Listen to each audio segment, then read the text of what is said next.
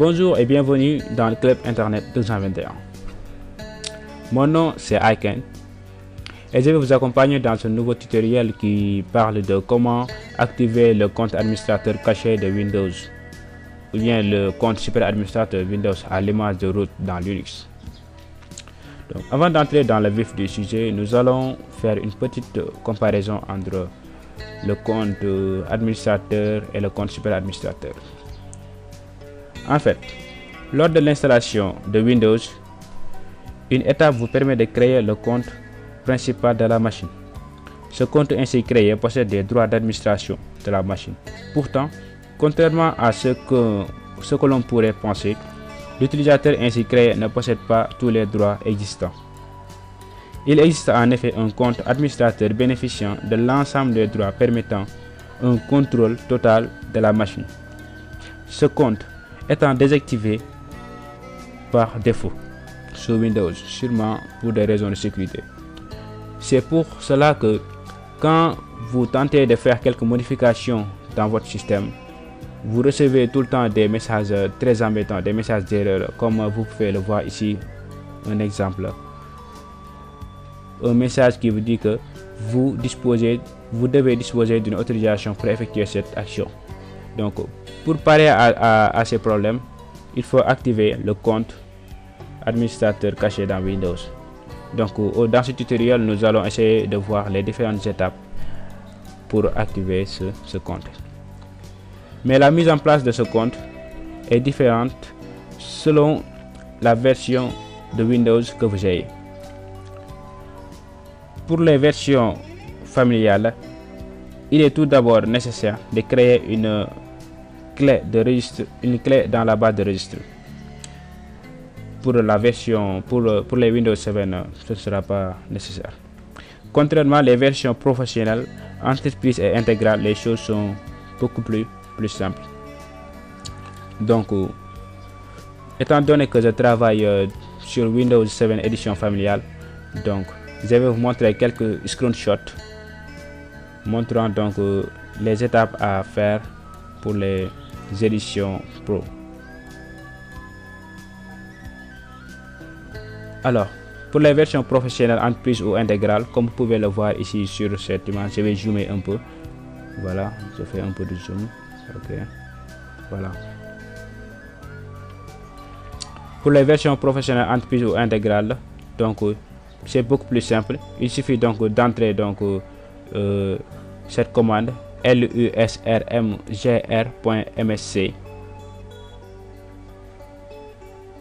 Ensuite, vous validez, cliquez sur OK.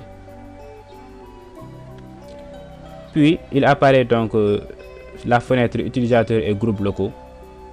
Vous allez faire un clic droit sur administrateur, puis sur propriété.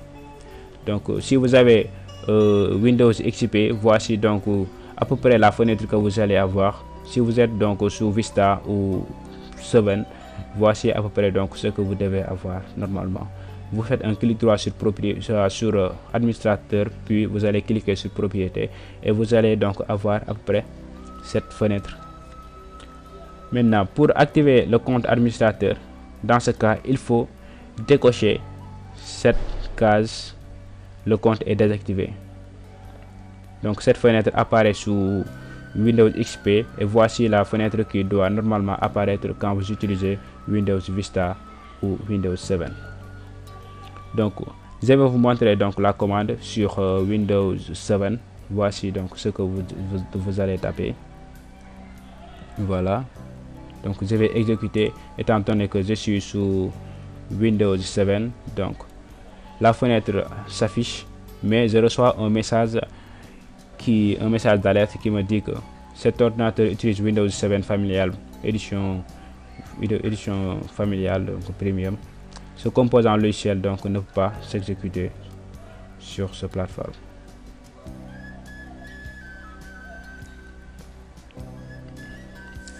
Maintenant, si vous utilisez un Windows XP ou Windows Vista, il va falloir donc créer la clé administrateur dans la barre de registre.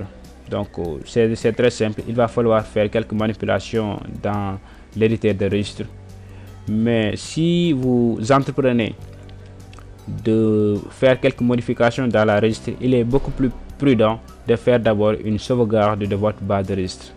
Donc nous allons ouvrir la base de registre. Vous allez faire donc menu démarrer, vous allez chercher exécuter, sinon un raccourci, vous allez appuyer sur la touche Windows plus R.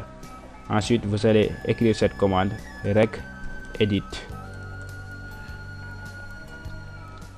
Regedit, voilà, regedit comme cela. Ensuite appuyez sur entrée ou cliquez sur OK. Voilà, OK.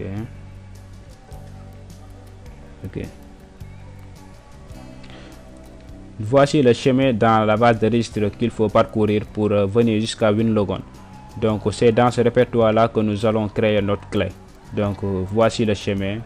Acquis local machine /software /Microsoft /Windows NT /current version /WinLogon. Ok, nous allons parcourir ce chemin pour parvenir donc à notre répertoire WinLogon. Voici donc le répertoire local machine. Donc on vient à software. Dans software on parcourt jusqu'à Microsoft.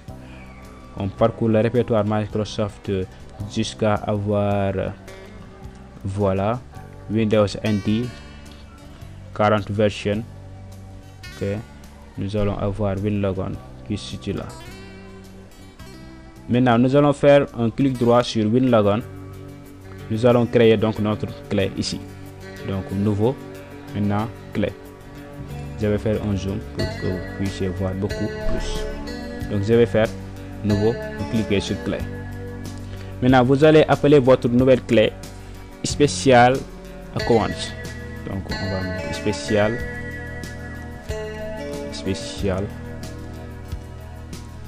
account, spécial account comme des comptes spéciaux. Vous validez. Maintenant vous allez créer donc à l'intérieur de spécial account une nouvelle clé, c'est-à-dire une sous-clé qui aura comme nom donc user list. Ok, une sous-clé user list. Maintenant dans user list vous allez faire donc clic droit ici à droite. Maintenant nouveau, vous allez créer donc une valeur dword 32 bits et cette valeur on va l'appeler administrateur.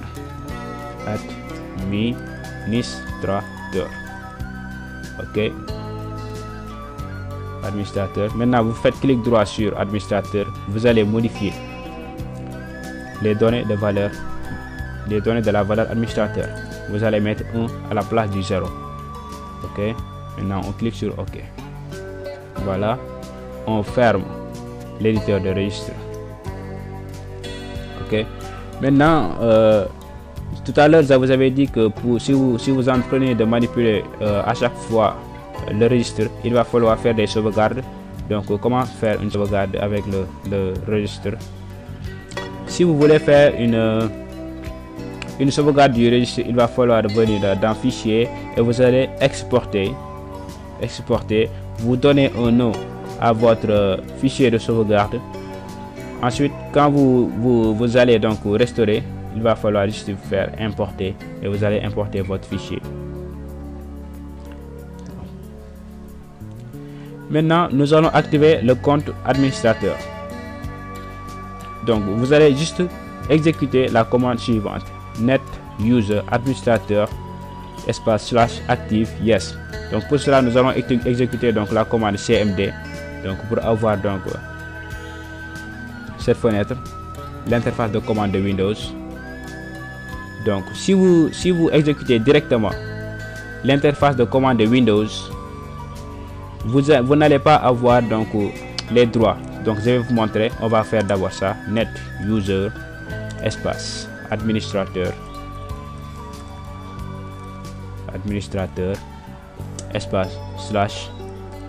/active yes pour activer. Qu'est-ce qu'on dit? L'erreur système 5 s'est produite, accès refusé.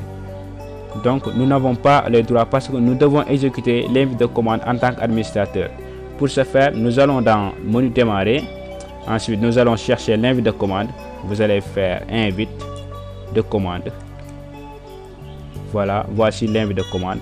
Vous allez faire clic droit sur l'invite de commande. Ensuite, l'exécuter en tant qu'administrateur. Ok, on l'exécute en tant qu'administrateur. Oui. Voilà. Maintenant, on peut écrire notre commande net user espace administrateur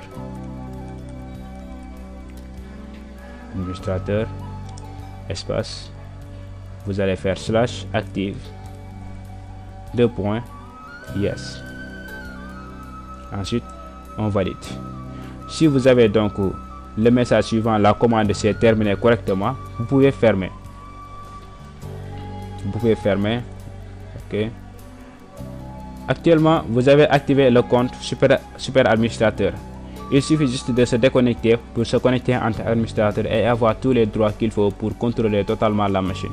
Il ne suffit même pas de redémarrer. C'est pas nécessaire de redémarrer la machine pour avoir donc la validation des manipulations. Okay.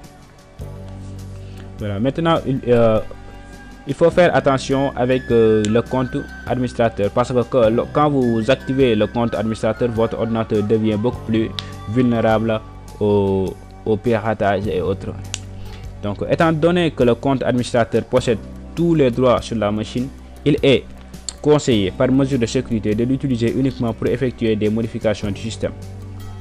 Pour d'autres utilisations comme surfer sur le net, des travaux bureautiques et autres, nous vous conseillons fortement de continuer à utiliser votre compte habituel et de n'utiliser le compte super administrateur que pour des tâches de maintenance et autres.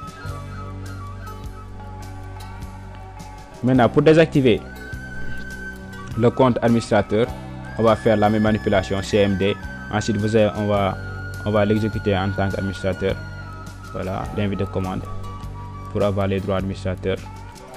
Voilà, on valide. Okay. Maintenant, je vais zoomer un peu pour que vous puissiez voir de plus près. Okay. Net user administrateur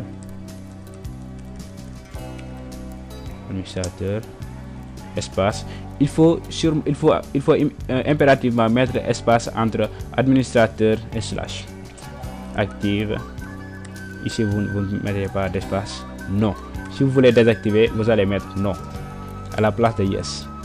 Et la commande s'est terminée correctement. Le compte administrateur est maintenant désactivé.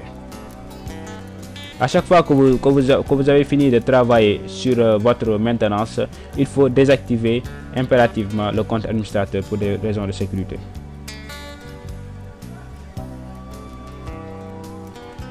Voilà, c'était tout pour ce tutoriel. J'espère que cela vous a été utile. Et n'oubliez pas de laisser vos commentaires. Merci et à très bientôt.